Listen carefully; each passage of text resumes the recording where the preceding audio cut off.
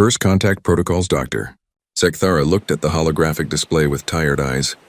Another species wanted to join the Galactic Confederation. This time it was something called humans from a small blue planet in the outer rim. She had been reviewing membership applications for 300 years, and they all looked the same after a while. The Altarian scientist touched her scaled forehead and sighed. Her people had discovered faster-than-light travel 2,000 years ago. They had energy shields, plasma weapons, and cities that floated in the clouds of gas giants. Now she had to review the technology reports of creatures who still used chemical rockets. "Computer, show me their military capabilities," she said in her native clicking language. The display changed to show crude drawings and basic descriptions. The humans claimed they had something called kinetic acceleration weaponry and electromagnetic propulsion systems. Zekthara laughed, a sound like wind chimes in a storm. These mammals were trying to impress the galaxy with magnetic toys. She read their description of railguns out loud to her assistant, Mexiol. "They say they can use magnetism to throw metal objects very fast." Both aliens burst into laughter. "Next they will tell us they discovered fire," Mexiol said, his 4 eyes blinking with amusement. The report mentioned something about nuclear fusion attempts and chemical propellant research. Zekthara shook her head. Most species discovered energy weapons and anti-gravity before they even left their home planets. These humans were backwards even by the standards of primitive civilizations. She opened a communication channel to Admiral Vorthak of the Hegemony Navy. The massive Kraxon appeared on screen. His 6 arms crossed over his armored chest. His people were the military backbone of the Confederation, and nothing happened in space without his approval. "Admiral, I am reviewing the human application. They claim to have military technology," Zekthara said. Vorthak's laugh sounded like rocks grinding together. "I saw their submission. They throw metal sticks with magnets. My youngest offspring has better weapons in his toy collection. Should I recommend them for membership? Why not? Tier 3 developing species status. Let them mine asteroids and trade basic materials.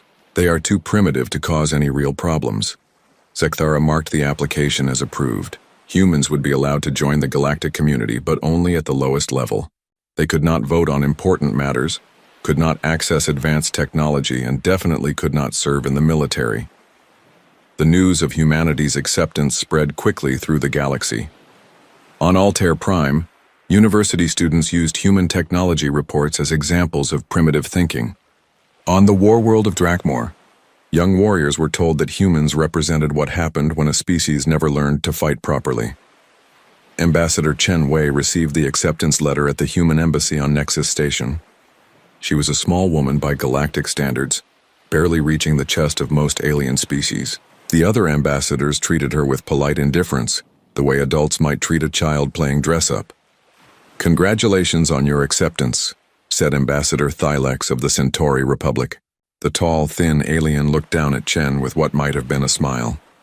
"Tier 3 status is quite an achievement for such a young species." "Thank you," Chen replied calmly. "We look forward to contributing to galactic peace and prosperity."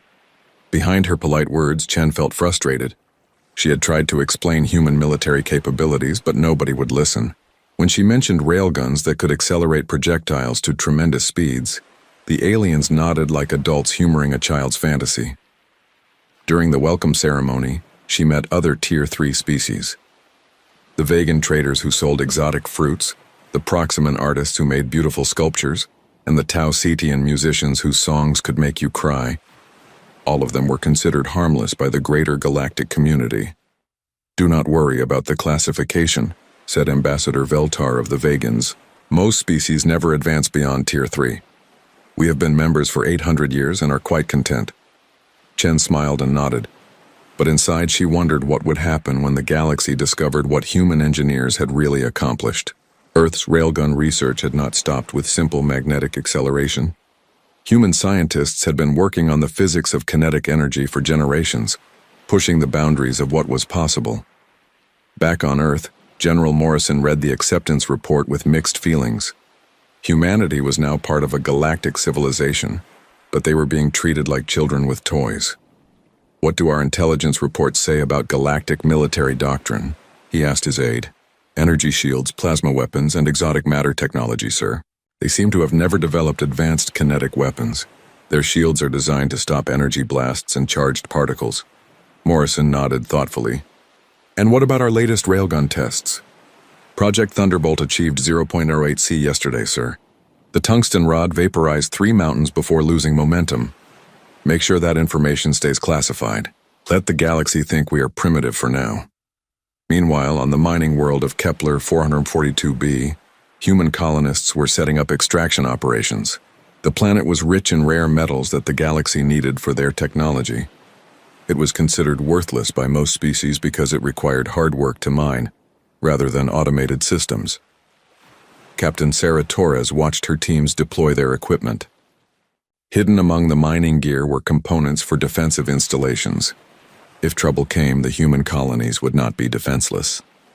Captain, we are receiving complaints from the Drakmari Commerce Guild, her communications officer reported.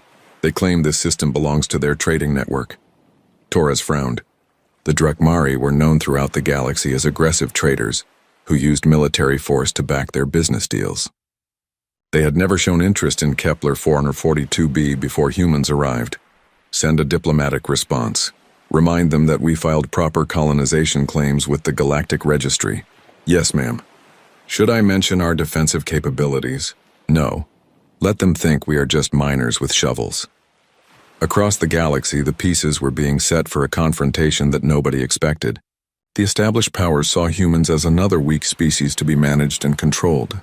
They had no idea that human civilization had spent centuries perfecting the science of making things go very fast and hit very hard.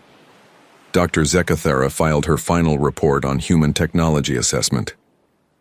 Primitive kinetic weapons, basic electromagnetic systems, no significant military threat, she wrote. Recommend standard Tier 3 protocols and mining colony restrictions. She had no way of knowing that humans had just solved the engineering problems that had puzzled their scientists for decades. The latest generation of human railguns could accelerate projectiles to relativistic speeds, turning simple matter into weapons that could crack planets. The Galactic Confederation welcomed humanity with the casual indifference reserved for harmless children. They had made this mistake before with other species, but never with consequences that would shake the foundations of their civilization. Admiral Vorthak added human space to his patrol routes, but gave the assignment to junior officers. Nothing ever happens in human territory, he told them. Consider it a vacation. None of them realized they were about to discover that the most dangerous weapons in the universe were not exotic energy beams or impossible technologies. Sometimes the most terrifying force was something as simple as Newton's laws of motion, perfected by a species that refused to accept limitations. Escalating tensions. 3 years had passed since humanity joined the Galactic Confederation. Human colonies spread across dozens of worlds, mining rare metals and building settlements on planets that other species found too difficult or dangerous to colonize. The galaxy had grown comfortable with humans as quiet, hardworking members who caused no trouble. That comfort was about to end. Captain Drakmor of the Drakmari Commerce Guild stood on the bridge of his flagship, the Crimson Talon. His red scales gleamed under the harsh bridge, lighting as he studied tactical displays showing human mining operations in the Kepler sector. These mammals are taking resources that belong to us, he growled to his second-in-command. The Drakmari had built their reputation on aggressive business practices backed by superior firepower. They controlled trade routes across 3 spiral arms and had never been challenged by a Tier 3 species. Sir, the humans filed proper colonization claims, his aide said carefully. The Galactic Registry approved their settlements. Drakmor's tail lashed with anger. The Registry approves anything for primitive species. They assume such creatures will be easily removed when real civilizations need those resources. The Drakmari had watched human expansion with growing irritation. Humans worked faster than expected, extracted resources more efficiently than predicted, and worst of all, they were profitable. Several Drakmari mining operations had lost contracts to human companies who offered better prices and faster delivery. Prepare the fleet, Drakmor ordered. We will remind these apes of their place in the galactic hierarchy. On Kepler 442b, Ambassador Chen Wei received the Drakmari ultimatum with careful calm. She sat in her office reading the translation, while mining operations continued outside her window. The message was simple. Humans had 7 standard days to evacuate all colonies in the Kepler sector or face military action. "Ma'am, should we contact the Galactic Council?" asked her aide, Lieutenant Commander Kim Park. Chen considered the question. The Council would likely suggest mediation, which could take months. The Drakmari were not known for patience, and human intelligence suggested they were already moving warships toward the sector. Send a formal response, Chen decided. Inform them that human colonies are lawfully established and we have no intention of abandoning them. Also, remind them of our defensive capabilities. Should I be specific about our defenses? No, let them wonder. The message reached Drakmor within hours. He read it twice, then burst into laughter that echoed through his ship. Defensive capabilities! These creatures still think they can bluff us with their metal sticks and magnets. News of the dispute reached the Galactic Council on Nexus Prime. Councillor Thexani of the Altarian Federation reviewed the situation with mild interest. Trade disputes happened constantly throughout the galaxy, and they were usually resolved quickly once primitive species realized they could not stand against established powers. Should we intervene? Asked his assistant. Let the Drakmari handle it, Thexani replied. This will be over in a few days. The humans will learn their place and withdraw to more appropriate systems. Dr. Zekathera watched the developing crisis from her research station. She felt a moment of concern for the humans, who seemed nice enough despite their primitive technology. But the Drakmari military was legendary throughout the galaxy. Their plasma cannons could melt asteroids, and their energy shields had never been penetrated by conventional weapons. Perhaps we should warn the humans, she suggested to her colleague. Warn them of what? That they cannot fight the Drakmari? They will learn soon enough. On Earth, General Morrison sat in a secure briefing room deep beneath the Pentagon. Holographic displays showed Drakmari ship movements throughout the galaxy. Intelligence reports indicated a fleet of at least 40 vessels moving toward the Kepler sector. What is our military posture in the region? He asked. Colonel Sarah Torres, recently promoted from her mining world assignment, activated a tactical display. We have 15 frigates and 3 destroyers in the immediate area. The Abraham Lincoln Battle Group is 3 days away if we push their engines. Weapon status? All ships are equipped with Mark 7 railguns. The destroyers carry the new Mark 9 systems tested last month. Morrison nodded. The Mark 9 railguns could accelerate tungsten projectiles to 12% of light speed. Computer simulations suggested they could penetrate any known shielding technology, but they had never been tested against alien defenses. Rules of engagement? Standard protocols, sir. Defend human territory and citizens. Use minimum necessary force. Morrison almost smiled at that phrase. If the Drakmari knew what minimum necessary force meant to human engineers, they might reconsider their aggressive stance. Meanwhile, across the galaxy, intelligence networks buzzed with reports of human ship movements. Alien analysts noted unusual construction on human vessels. Long cylindrical structures that looked like oversized mining equipment. Admiral Vorthak received these reports with casual interest. Probably mass drivers for asteroid processing, he told his staff. Primitive species often use crude magnetic systems for industrial purposes. The Drakmari fleet reached the edge of the Kepler sector and began aggressive patrols. They intercepted human cargo ships, demanding to inspect their cargoes and questioning their flight plans. The harassment was designed to pressure human colonies into abandoning their claims. Captain Torres received hourly reports from merchant vessels describing Drakmari intimidation tactics. She watched the tactical displays from her command ship, the destroyer New York, and waited for orders from Earth. Ma'am, the cargo ship Denver is requesting escort assistance, her communications officer reported. 3 Drakmari ships are demanding they heave to for inspection. Launch 2 frigates to escort the Denver to safe harbor, Torres ordered. Remind all ships to maintain peaceful posture but defend themselves if attacked. The first direct confrontation happened near the asteroid mining station at Kepler 442c. A Drakmari patrol ship fired warning shots across the bow of the human transport vessel Chicago. The transport immediately sent a distress signal. Within minutes, the human frigate Boston arrived on scene. Captain Linda Martinez opened communications with the Drakmari vessel. This is Captain Martinez of the UES Boston. You are in violation of Galactic Navigation Code 337 by threatening civilian vessels in lawfully claimed space. The Drakmari captain appeared on screen, his scales bright red with aggression. "I am Captain Vextal of the Drakmari Navy. You will order your civilian ships to leave this system immediately." "Negative. Human colonies are lawfully established here. We will defend our territory and our people."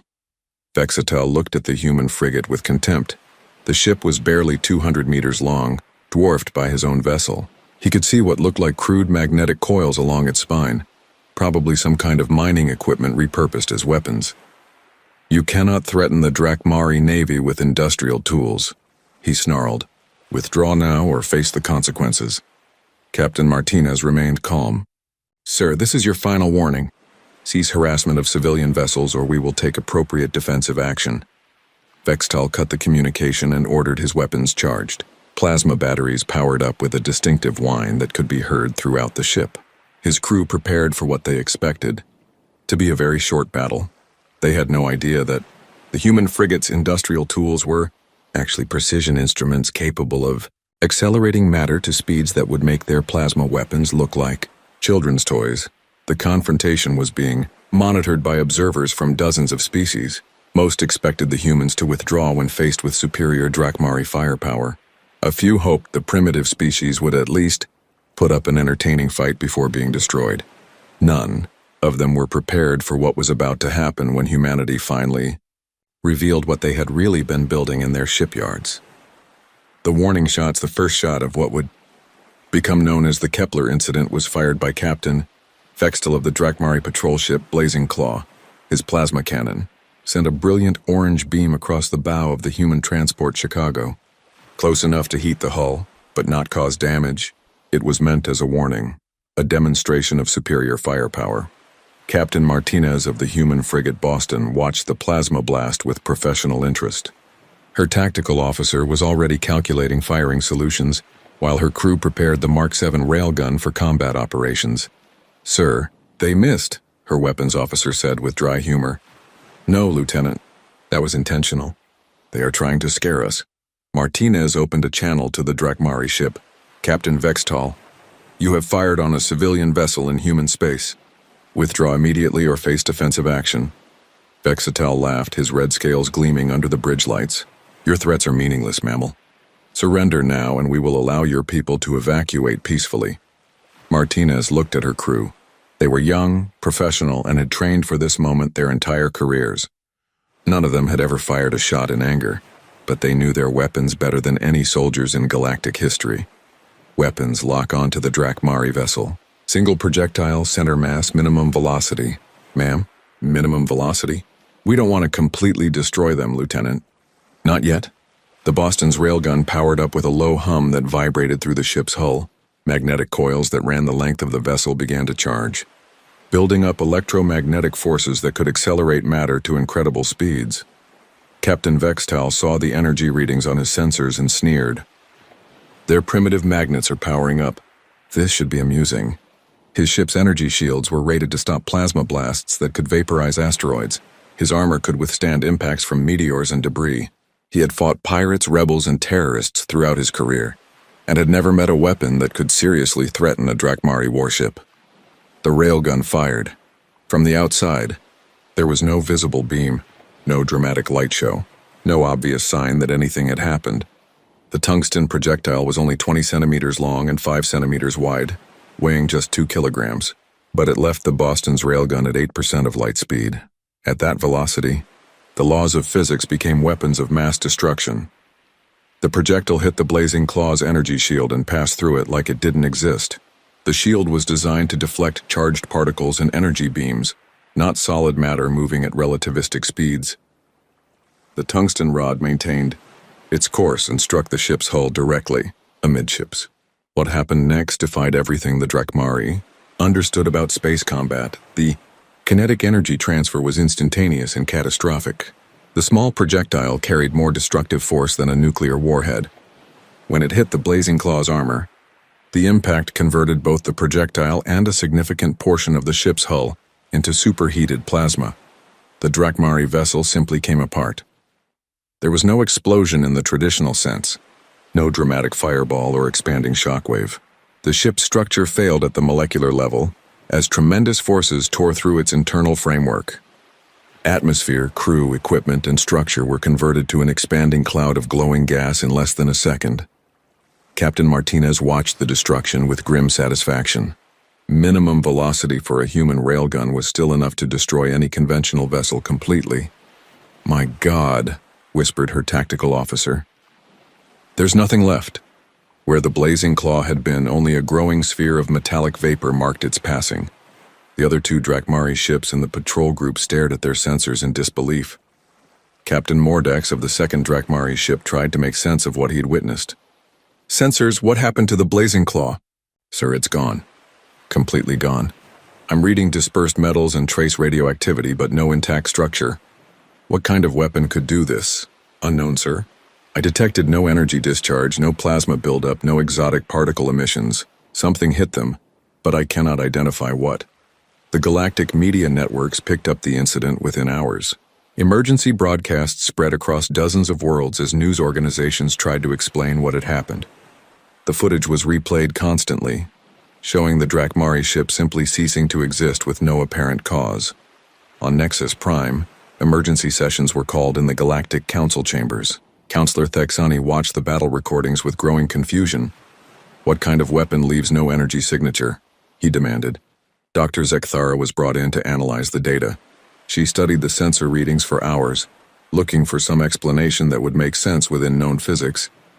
"The only thing I can detect is a brief gravitational anomaly," she reported. "Something very small but extremely dense passed through this area at tremendous velocity." "Dense how?" "The gravitational signature suggests an object with the mass of a small asteroid, compressed into a space the size of a projectile." Admiral Vorthak joined the emergency session by hologram. The massive Kraxon was clearly agitated, his 6 arms moving in patterns that indicated extreme stress. "My analysts cannot explain this weapon," he admitted. "We have reviewed all known human technology reports. They should not possess anything capable of this destruction." "Perhaps it was some kind of accident," suggested Counselor Velnari of the Centauri Republic. "A mining explosion or industrial malfunction." Captain Martinez received new orders from Earth within 6 hours of the engagement. The message was brief and clear. Maintain defensive posture, protect human territory, and prepare for escalation. She was not surprised when 12 more Drakmari ships arrived in the Kepler sector 2 days later. This time they came in battle formation, energy shields at maximum power, plasma weapons charged and ready. The lead ship was the heavy cruiser Crimson Talon, flagship of Captain Drakmor. The Drakmari commander was furious about the loss of his patrol vessel and determined to restore his people's reputation through overwhelming force. "Human vessels, this is Captain Drakmor of the Drakmari Navy. You will surrender immediately or face total annihilation." Martinez looked at her tactical display. 12 Drakmari ships against 3 human vessels.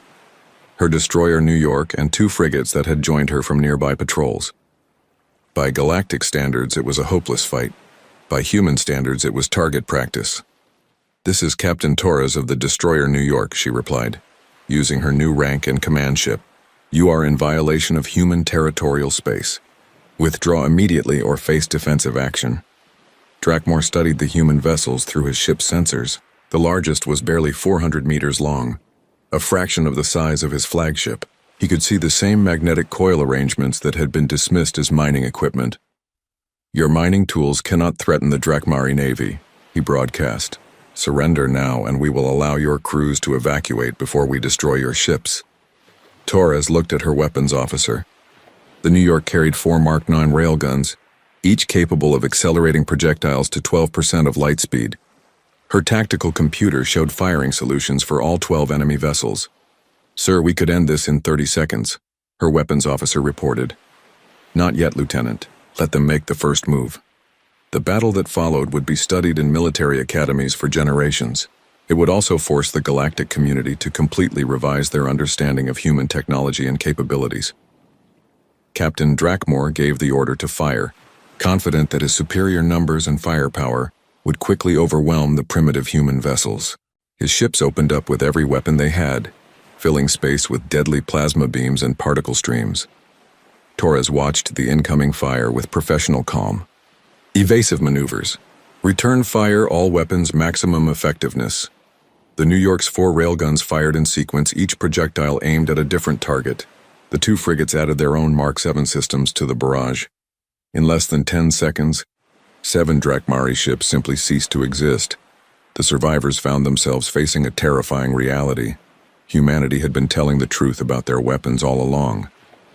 They just hadn't understood what humans meant by kinetic acceleration weaponry. The galaxy was about to learn that the most dangerous species in the universe was one that had turned physics itself into an instrument of war. Full-scale engagement. The news of the Kepler incident spread through the galaxy like wildfire. 7 Drakmari warships destroyed in 10 seconds by 3 human vessels. The footage was analyzed by every major military power, but none could explain how primitive kinetic weapons had penetrated advanced energy shields. Admiral Vorthak stood in the war room of his flagship, the massive dreadnought Eternal Glory. Around him, holographic displays showed the tactical situation in the Kepler sector. The surviving Drakmari ships had retreated to the edge of the system, broadcasting frantic reports about phantom weapons and reality-breaking technology. Admiral, the Galactic Council has authorized military intervention, his aide reported. They want us to restore order and protect galactic shipping. Vorthak nodded grimly. The Hegemony Navy had kept peace in the galaxy for over 1,000 years. No primitive species had ever posed a serious threat to galactic stability. Whatever tricks the humans were using, they would learn the consequences of challenging established powers. Assemble Task Force Nexus, he ordered. Full battle deployment. I want 200 ships representing all 5 major powers. We will show these mammals what real military force looks like. The order went out across the galaxy. The Altarian Federation contributed their newest energy shield technology and plasma weaponry. The Centauri Republic sent their fastest attack cruisers. The Vegan Trading Confederation provided their heavy freighters converted to missile platforms. The Proximan Defense Force brought their experimental particle beam weapons.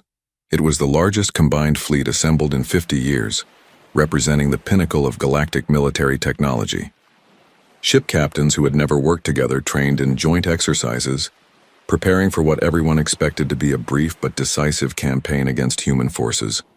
On Earth, General Morrison watched satellite feeds of the alien fleet gathering at Nexus Prime. Intelligence estimates suggested over 200 warships from multiple species, including several dreadnought-class vessels that could crack planets. General, they're bringing everything they have, his aide reported. Our deep space sensors show them conducting battle drills and weapons tests. Morrison studied the tactical displays with the calm expression of a career military officer. What is our force strength in the Kepler sector? 32 ships, sir. Captain Torres has been reinforced with elements from the Pacific and Atlantic fleets. The Lincoln Battle Group arrived yesterday with our newest Mark X railgun systems. Mark X? I thought those were still in testing. Emergency deployment authorization, sir. Field trials suggest they can achieve 15% light speed with standard tungsten projectiles. Morrison considered the numbers. 32 human ships against 200 alien vessels.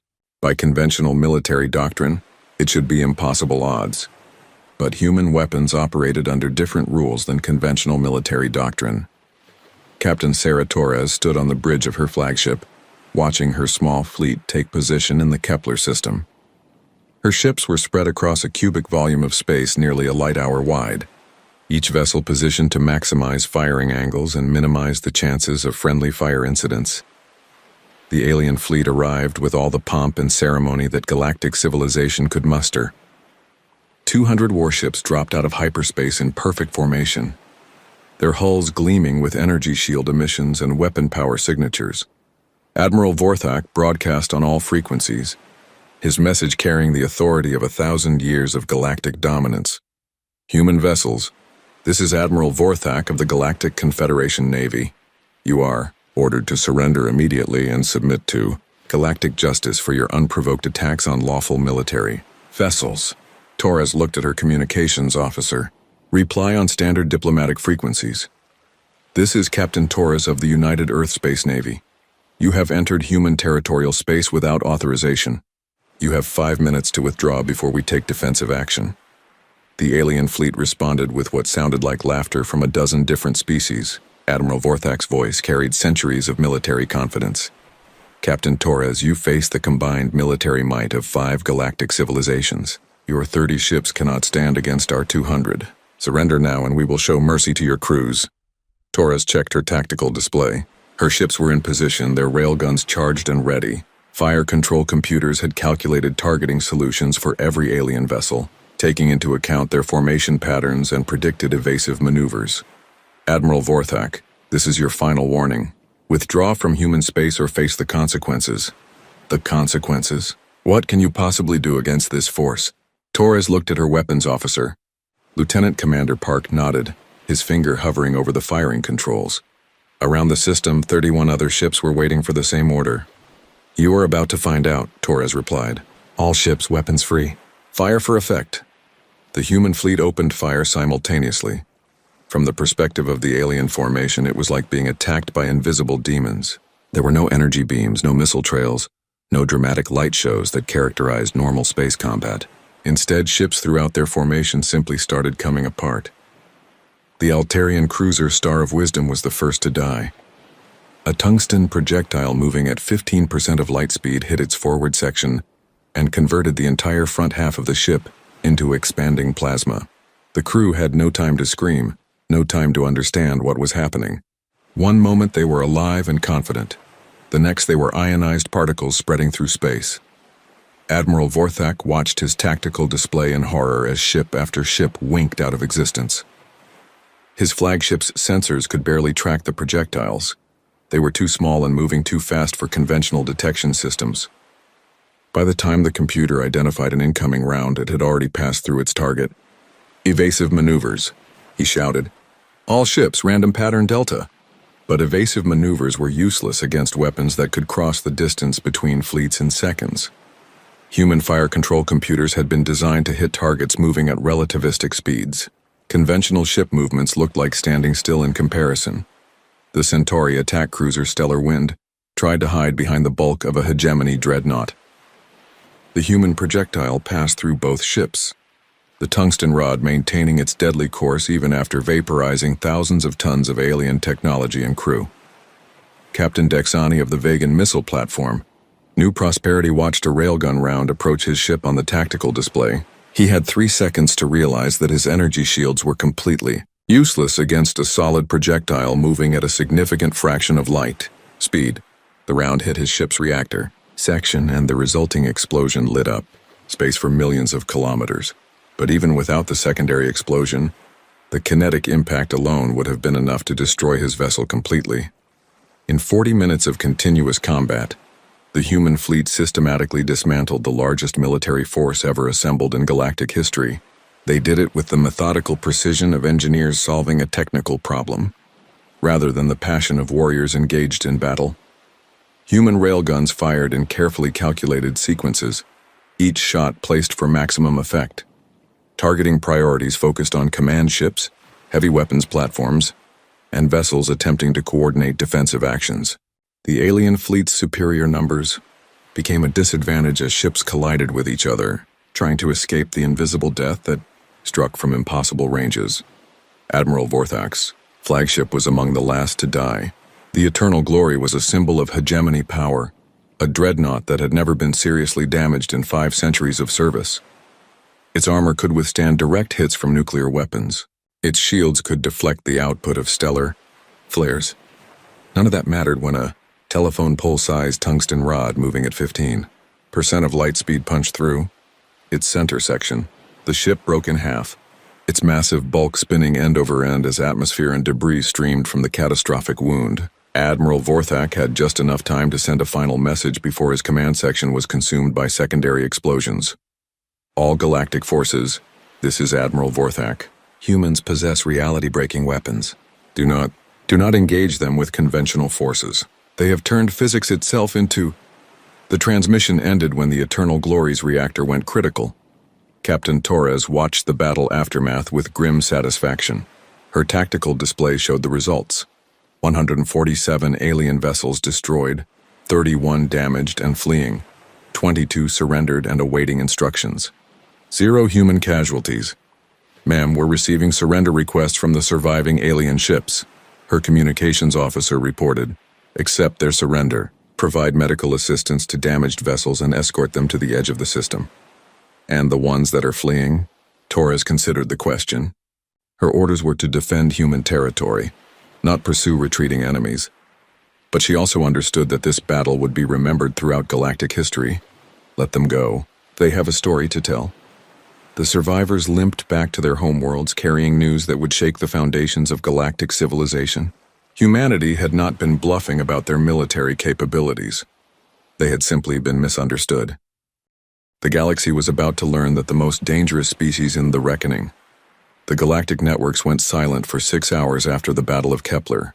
News organizations across 100 worlds struggled to process footage that defied everything they understood about warfare and technology. The greatest military force in galactic history had been destroyed by 32 primitive human ships using weapons that seemed to violate the laws of physics. Dr. Zekthara sat in her laboratory on Altair Prime, surrounded by holographic displays showing battle data from every sensor in the Kepler system. She had been analyzing the recordings for 3 days straight, trying to understand how humans had achieved the impossible. Computer, replay the destruction of the Star of Wisdom, maximum resolution. The hologram showed the Altarian cruiser exploding from within as some invisible force tore through its hull. Frame-by-frame analysis revealed a brief gravitational anomaly, lasting less than a nanosecond, followed by the catastrophic failure of the ship's structure. Computer, calculate the kinetic energy required to produce this level of destruction. Numbers appeared in the air around her. The computer's analysis suggested that something with the mass of a small projectile had impacted the ship at nearly 15% of light speed. The kinetic energy transfer was equivalent to several nuclear weapons concentrated into a space the size of a dinner plate. Zekthara felt her scaled skin grow cold as the implications became clear. Humans had not been lying about their railgun technology. They had simply failed to explain what electromagnetic acceleration meant when applied by a species that refused to accept physical limitations. On Nexus Prime, the Galactic Council met an emergency session. Representatives from 50 species gathered in the Great Chamber, their voices creating a cacophony of fear, anger, and confusion. At the center of the debate was a simple question. What do you do when you discover that a species you considered primitive has been building planet-killing weapons? Councillor Thexani called for order, his voice amplified by the chamber's ancient acoustic systems. We must address the human situation with careful consideration. They have demonstrated capabilities far beyond our initial assessments. Demonstrated, roared Ambassador Klexer of the Drakmari Commerce Guild. They slaughtered our fleets. 200 ships destroyed by invisible weapons that our best scientists cannot explain. Ambassador Chen Wei sat quietly in the section reserved for Tier 3 species, watching the chaos with patient calm. She had tried to warn them 3 years ago about human defensive capabilities. Now the galaxy was learning the hard way what human engineers could accomplish when they put their minds to a problem. The question, continued Thexani, is whether humanity poses a threat to galactic stability, or whether this was simply a defensive response to military aggression. Defensive? Klexer's scales had turned bright red with rage. They destroyed the hegemony flagship. Admiral Vorthak is dead. How is that defensive? Chen stood up, her small human form dwarfed by the alien representatives around her. Counselor, if I may address the chamber? The room fell silent. For 3 years, Ambassador Chen had been ignored, dismissed, and treated like a child playing at diplomacy. Now every being in the chamber was staring at her with expressions ranging from fear to fascination. Humanity never sought conflict with any galactic power, she began, her voice carrying clearly through the chamber's audio systems. We applied for membership peacefully, submitted our technology reports honestly, and established our colonies according to all applicable laws and regulations, and your technology reports contain no mention of reality-breaking weapons, accused Councillor Velnari. Our reports mentioned kinetic acceleration, weaponry, and electromagnetic propulsion systems. We described railguns capable of achieving high-velocity projectile speeds. The fact that your analysts dismissed these as primitive magnets is not our fault. Dr. Zekthara activated her holographic transmitter from Altair Prime. Ambassador Chen, our analysis of human technology suggested simple magnetic acceleration, similar to industrial mass drivers. Can you explain how your species achieved the velocities we observed in the battle? Chen smiled slightly. Doctor, your people mastered energy manipulation centuries ago. You developed plasma weapons, fusion reactors, and force field technology. You assumed that any advanced civilization would follow the same technological path, and humans did not. Humans took a different approach. We focused on perfecting the fundamental forces of the universe. While your species were learning to manipulate exotic matter and dimensional energy, we were solving the engineering problems of acceleration, velocity, and kinetic energy transfer. The chamber erupted in voices as the implications became clear. Humanity had not developed inferior technology. They had developed a completely different kind of technology, one that the galaxy had never encountered before. How fast can your weapons accelerate projectiles? Asked Counselor Thexani. Our shipboard systems can achieve 15% of light speed with standard tungsten penetrators, Chen replied calmly. Our planetary defense installations can do significantly better. The room fell silent again. Planetary defense installations. The galaxy suddenly realized that the fleet weapons they had witnessed might not represent humanity's full capabilities. Admiral Kavesh of the Proximan Defense Force spoke for the first time. Ambassador Chen, are you saying that humanity possesses weapons more powerful than those used at Kepler? Chen looked around the chamber, meeting the eyes of representatives who had spent 3 years treating her like an amusing child. Admiral, what you saw at Kepler were standard ship-mounted railguns designed for fleet engagement. Our strategic defense systems are substantially more capable. How substantially?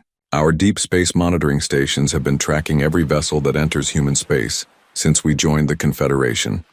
This includes military vessels, merchant ships, and private yachts. Every single ship has been held in targeting solutions by our strategic railgun network since the moment they crossed our territorial boundaries. The chamber erupted in panic. Representatives jumped to their feet, shouting questions and demands. Some called for immediate military action, others for diplomatic negotiations, and a few suggested complete withdrawal from human space. Chen waited for the noise to subside before continuing. Our strategic systems can accelerate projectiles to 25% of light speed across interstellar distances. We have been maintaining targeting solutions on every major population center, military installation, and industrial facility in galactic space for 3 years. Counselor Thexani felt his respiratory systems struggle to process her words. Are you threatening us, Ambassador? No, Counselor. I'm explaining our defensive posture. Humanity has no interest in conquering or destroying other civilizations, but we will not be intimidated, invaded, or forced from our lawful territories. Dr. Zekthara's voice came through the chamber's communication system. Ambassador, are you saying that humans could theoretically strike any target in the galaxy from your home system? Not theoretically, Doctor. We have been maintaining active firing solutions since first contact. Every ship that left human space carried targeting data back to our strategic defense network. We know the location, size, and defensive capabilities of every major installation in known space. The revelation hit the galactic community like a physical blow. Humanity had not been naive newcomers stumbling into galactic politics. They had been conducting a systematic intelligence operation, mapping the entire civilization while being dismissed as primitive miners and farmers. Admiral Kavesh found his voice first. How is this possible? Our security systems should have detected such surveillance activities. Your security systems were designed to detect energy emissions, exotic particle signatures, and conventional sensor arrays, Chen replied. Our reconnaissance methods are based on passive observation, gravitational analysis, and kinetic tracking. We have been watching you the same way we watch asteroids and comets, by measuring how they move and what forces affect them. The chamber fell into stunned silence as the full scope of human capabilities became clear. They had not just underestimated human military technology, they had completely failed to recognize that humanity had been studying them from the beginning. Counselor Thexani spoke carefully. Ambassador Chen, what does humanity want from this council? What we have always wanted, Counselor. Peaceful membership in the galactic community, fair treatment under galactic law, and the right to defend our people and territory from aggression.